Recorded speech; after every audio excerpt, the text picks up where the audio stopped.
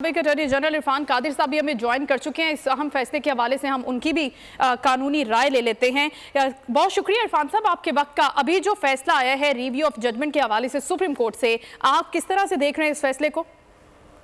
इसमें बहुत से कानूनी हुक्म हैं और मेरे नज़दीक तो ये फैसले की कोई कानूनी हैसियत नहीं है। सबसे बड़ी बात तो ये है कि ये जो बेंच कॉन्स्टिट्यूट किया गया था, ये चीफ जस्टिस ने अपनी मर्जी से कॉन्स्टिट्यूट उस वक्त किया जबकि एक कानून आ चुका था और उस कानून के मुताबिक बेंचेस कॉन्स्टिट्यूट सिर्फ जो चीफ जस्टिस और दो सीनियर मोस्ट जजेस जो हैं वो मिलके कॉन्स्टिट्यूट कर सकते हैं। तो ये खिलाफ कानून ये बेंच कॉन्स्टिट्यूट हुआ था और इसी वजह से जब सिविलियंस का मामला मिलिट्री कोर्ट में जब वो सुप्रीम कोर्ट के सामने आया तो वहाँ पे भी दो सीनियर मोस्ट जजेस जो हैं जस्टिस ईसा और जस्टिस तारिक मसूद, उन्होंने इनकार कर दिया था बेंच पे बैठने से। उन्होंने कहा था ये बेंच गलत कॉन्स्टिट्यूट हुआ है कानून के मुताबिक।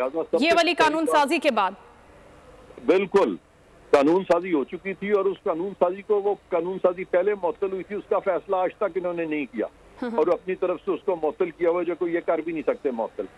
तो ये फिर उन्होंने क्या किया कि अपनी मर्जी के 3 जजेस वो बिठा दिए जिनको हम सब कहते हैं हम ख्याल, और उसके अलावा 5 जजेस और इंक्लूड कर लिए, 4-5।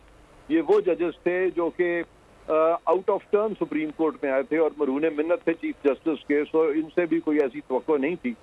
तो इन एनी केस के ये सारे का सारा जो जिस तरीके से ये सारा कुछ किया गया और फिर अभी तक डिटेल्ड फैसला नहीं लिखा, ये नहीं इतने दिन से जजमेंट रिजर्व थी तो डिटेल्ड फैसला तो लिख सकते थे, जजेस के पास रीजंस भी नहीं थे देने को, डिटेल्ड फैसला भी नहीं लिख सके और शॉर्ट ऑर्डर से डिस्पोज ऑफ कर दिया। तो ये तमाम कानूनी हुक्म है और फिर इसमें ये भी इशू आएगा कि जजेस ने एक एग्जिस्टिंग लॉ के होते हुए इस तरह पार्लियामान के कानून को अगर वो पटक देते हैं तो क्या ये मिसकॉन्डक्ट के ज़मरे में आता है, खास तौर पे जबकि बाकी सीनियर जजेस जो हैं वो खुद भी बेंचेस पे नहीं बैठ रहे।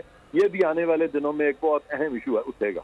ठीक है, लेकिन इरफान साहब 184(3) इसके तहत ये जो कानून साजी है, इसे जो सुप्रीम कोर्ट ने कलअदम करार दी है, आप क्या समझते हैं कि कानूनी तौर पर ये बिल्कुल दुरुस्त है या इसके अंदर अभी मजीद बहस भी हो सकती है, मजीद प्रोसीडिंग हो सकती है, इस पर बात हो सकती है अभी आगे जाकर? नहीं, मैं तो सुप्रीम कोर्ट का फैसला तो मैंने आपको सारी वजूहात बता दी है कि बिल्कुल ही गलत है, सरीहन खिलाफ आईन और खिलाफ कानून है। ठीक है, लेकिन अब क्या होगा, आगे क्या होगा, आगे इसको किस तरह से टेकअप कर सकती है पार्लियामेंट? अब नहीं, पार्लियामेंट जो है वो इस फैसले को, मेरा ख्याल है इस फैसले को पार्लियामेंट को जरूरत ही नहीं है। वो पार्लियामेंट क्यों मानेगी इस फैसले को? पार्लियामेंट का कानून अपनी जगह मौजूद है। तारीख का अमीन,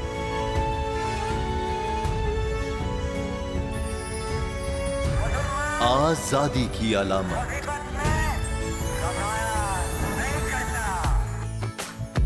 हुस्न का आईनादार, फिक्रो नजरिए की अक्कास, सरफराजी का गवाह, यानी हम सबका निगहबान पाकिस्तान।